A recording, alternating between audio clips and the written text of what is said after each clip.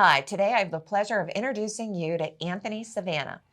Anthony is the president of Passavant Hospital That's Foundation. correct. So, Anthony, welcome to the Butler Buzz. Thank you. And I know we talked, and you had mentioned that you've been there almost 10 years. Yes. But I'm thinking that a lot of people are unfamiliar with Passavant Hospital Foundation. So, tell us about it. Okay, so Passavant Hospital Foundation has been around for 42 years. 1981, we started as a foundation. Okay. But we are the supporting organization of UPMC Passavant Hospital, which is located at McCandless and located in Cranberry. So we have two campuses, two counties to be able to be resourceful through our mission and to be able to give back through our mission. Right. So we're very fortunate as a foundation that way. Okay, so for 40 years, this nonprofit organization has been supporting those campuses that you had just mentioned. That's correct. And I became a little bit familiar with the different areas, your goals, right? Correct. So, for example, one of the areas that the foundation supports is if a patient is struggling financially, correct? Correct. Can you give us an example? Yeah, so we have a few funds that our foundation supports through our mission. We have the Patient Assistance Fund.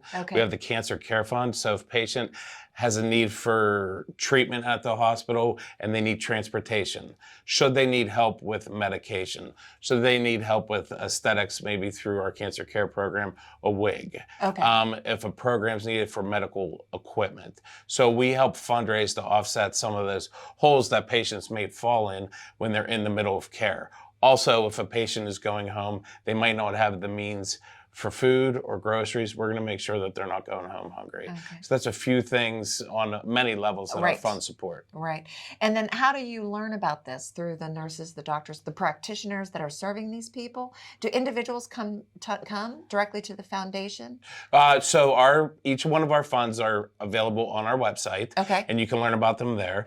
But through the hospital settings, through our social workers and the various areas of expertise, those funds are vetted. And then we receive the information from the foundation and who we can help. Right. And being able to do all of what the foundation offers and serves, you require, funds to be able to do that. Correct. Which is what we want to focus on and talk about today, because you have some really fun events that you might want to participate in coming up in August. Yes. So on August 11th, we have the 11th annual Passavant Hospital Foundation Run Walk at North Park at 7 p.m. And then the next morning, back to back, on August 12th, we have the first annual Family Wellness Run and Walk for the community. And that's at the UPMC Passavant Sportsplex, which is at Graham Park. Okay, so let's talk about Friday night. Yes. All right. Since it's been going on, this will be year number 11. That is correct. How many people come out for this? So we usually get somewhere between 200 to 300 people to come out. We get those that like to run, those who like to walk, and then those that are competitive racers. And we have different categories for those ages, from 8 up to beyond 70. Yeah, right. So a lot of opportunity. Are there still spots available? There is. And you can find out information on those spots and what it costs to participate for that fundraising event online. Okay, online. Are there opportunities for companies or individuals to be a sponsor? That's absolutely correct as well. So what's great about our sponsors is we provide great exposure for them out in the community, put them in front of their customers, which help offset the event expenses to provide for our patients in need. Okay, good. Do you have other things happening during the race? Like a basket raffle or anything like that? During the race, we have a live DJ that's going on.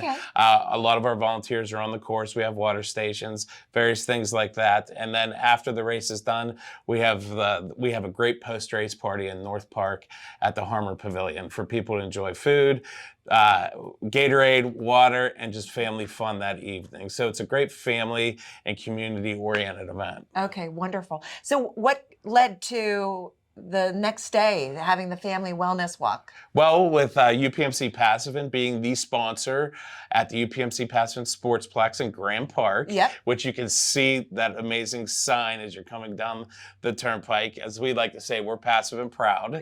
So what better way to have a race and host it at the UPMC Passavant Sportsplex? So we took that opportunity to have family wellness run, a family wellness walk, non-competitive, but to get out and to exercise, because our mission is to advance health and wellness in the community, Right. Through education, through outreach, grant making, and through events like this. Sure. Sounds like a lot of fun.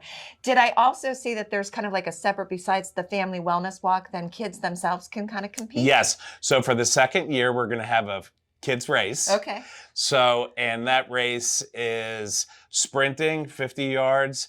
There's a half a mile, and then I think there is maybe 3/4 of a mile. All right. But to get the specifics on that, it's a lot of fun. It's the second year. We had close to 100 kids last year participate in how it. cute. And just a lot of energy surrounding our youth and getting them active. And how was the oldest, was the littlest? The littlest, I believe, was 24 months. Yeah, I saw that. They had to be able to walk on their own. Yeah. So, And of course, a parent or guardian needs to go along with those kids. But that caught my eye, and I thought that would be that would be very fun to watch. it is a lot of fun. Right. And again, a lot of great positive energy for wellness. Sure. Well, thank you so much for what the foundation does to help so many other people. Check out the website, because they do have more events coming up in the fall. I know a gala and a purse bash that's online. That's correct. And if you want, maybe you can come back and talk to us about it. I would love to. All right. Well, thank you, Anthony. Thank you, Tricia. And thank you. Thanks for watching this episode of the Butler Buzz. If you want to see more, just click on the playlist button up here. To keep up to date with all of Armstrong Neighborhood Channel, click on the subscribe button down here. Hey, I suggest you do both. See you next time.